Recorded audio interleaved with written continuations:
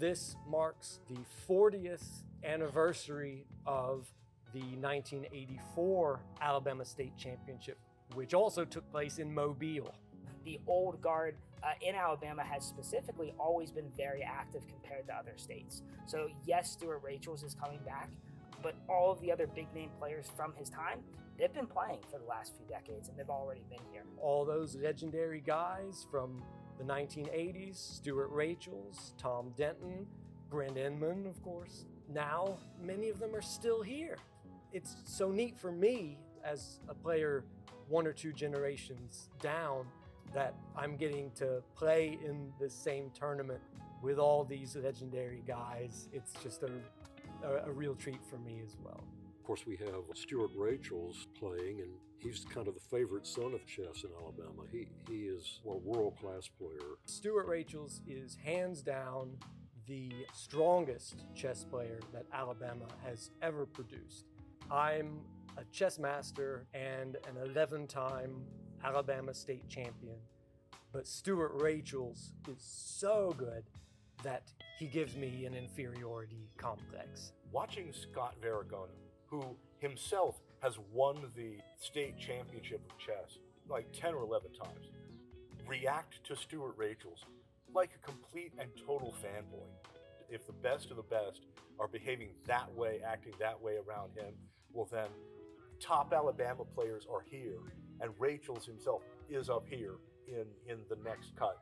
If you're going to beat Stuart Rachels, you better do everything right, otherwise, that's it. It's not going to happen. He's going to get you. I don't know what happened. Out of the blue, I learned he's going to play. I became, at first, confused and a little excited, and then very, very nervous. And this year, I would tell you, I have no plans of winning. Not this year. It's not going to happen. But, I'm very ambitious, so if I get to play Stuart, I'm going to give him all I got. I'm not giving up my title without a fight, even though I know deep down what's going to happen. I don't know what it is that makes chess players one better than another, exactly. It isn't simple intelligence. Stuart is clearly very intelligent. He's clearly not just average or even just above average. As a kid, as a little boy, I loved talking to him. I'm 11 years older. I never felt I was talking to purely a kid. I would be amazed if he weren't a good chess player, really. But why he excelled above everyone else at that time, it's kind of a mystery.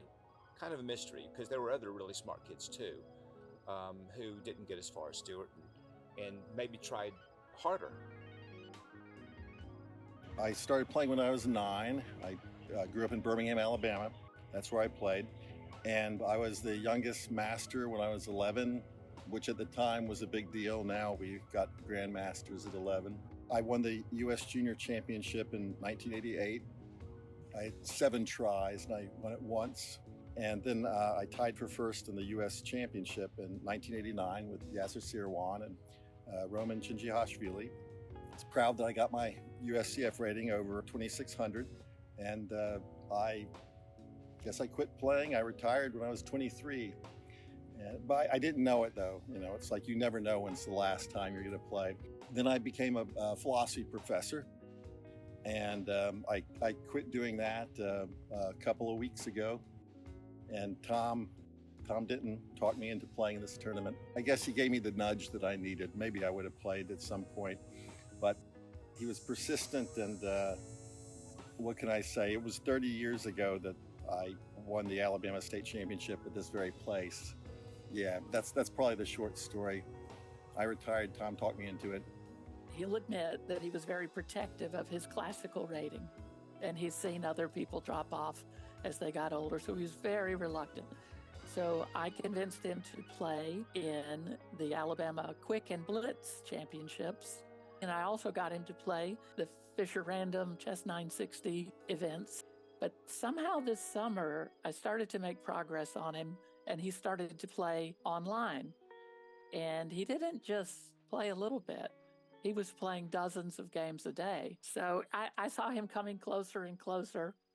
And then sometime I said, what is it going to take exactly for you to play a classical event? And we went back and forth. And he finally just said, okay, I'll come.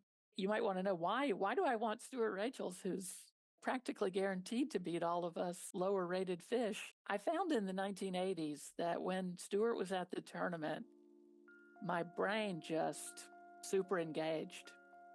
And, instead of going to a tournament where I'm sort of sitting back and looking complacent and trying to prove that I'm actually better, it puts you in the channel of, I know I have to outperform. Occasionally I'll send him something like a puzzle or a particular point in one of my games, and I'll say, okay, Stuart, the computer says I have to play this crazy, subtle, complicated move in less than 10 seconds. He knows what it is.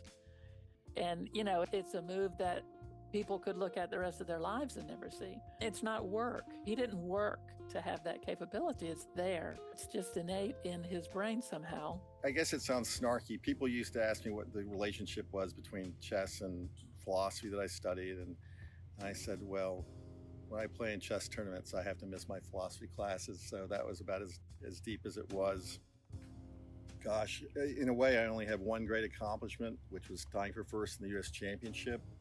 I had no norms, not even any IM norms when I played. It was 15 professional players and me, and I was a full-time college student. I had to ask my professors, can I miss a month of classes? And two of them said no, and I had to find other classes. Probably one reason I did so well in that is because I was so worried about coming in last. For everyone else, it was just the next big tournament on their itinerary. But for me, every game was like trying to make sure I didn't embarrass myself. It was tremendous pressure. And the thing is, it was all self-imposed. And I had the best possible parents, which is another reason that probably I did well. They put no pressure on me whatsoever. A lot of times I didn't even want to be congratulated if I'd won. Now this phase didn't last long, but when I was 9 or 10, I remember there was a period where I got stomach aches at every tournament. The funny thing to me looking back is it never occurred to me whatsoever that I would quit playing chess because of that. Every player deals with their nerves. Nick DeFermian is a grandmaster. I remember once he referred to me to butterflies in the stomach, and I thought, gosh, Nick is such a cool customer. If even he's nervous before games, I think everyone is. Who knows what the future holds?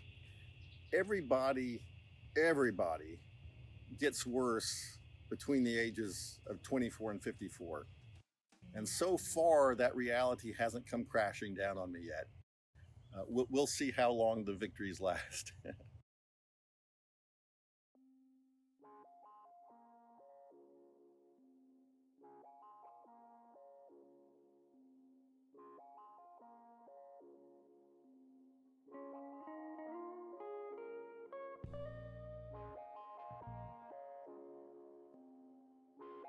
Well, going into it, I had no expectations of not losing. And then, I thought I was in trouble early on. But then it turns out it wasn't as bad as I thought. Yeah, we traded into an end game, and he offered me a draw. And I thought about it. I thought I had a better possession. I was like, that's not the winner's mentality to take a draw. So I turned it down, and eventually won. It's very intimidating, to say the least, because I haven't seen him lose a game, actually, since, like, in any of the tournaments, since he's come back out of a tournament. I've seen him play.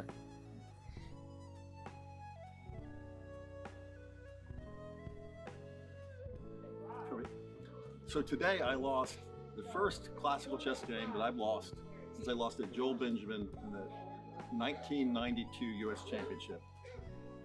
And it's so nice not to be devastated by losing. Every game that I lost, it was a terrible punch in the gut. It was clinical depression for like 2 hours afterwards. So this is very nice. I think back to how bad I felt after I lost, how nervous I got, but none of that ever came close to making me not want to play. The positives were so strong that stuff just wasn't a big deal. The joy of mental absorption. I mean, you come play in a chess tournament and there are no cell phones. People are thinking, and you're engaged with this thing that's so important to you while you're doing it. And that's unlike the rest of life, you know, channel surfing and eating Doritos and that sort of thing. My chess trainer, Boris Kogan, he once said to me that my problem was that I didn't love chess. And I felt embarrassed because I knew that he was right.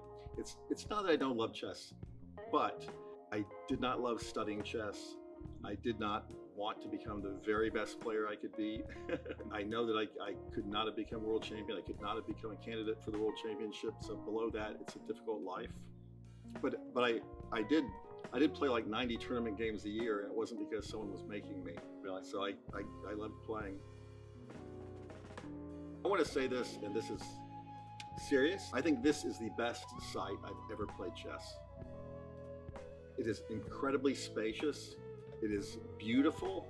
The event was well run. And this road with the trees is like something from heaven. It's so beautiful.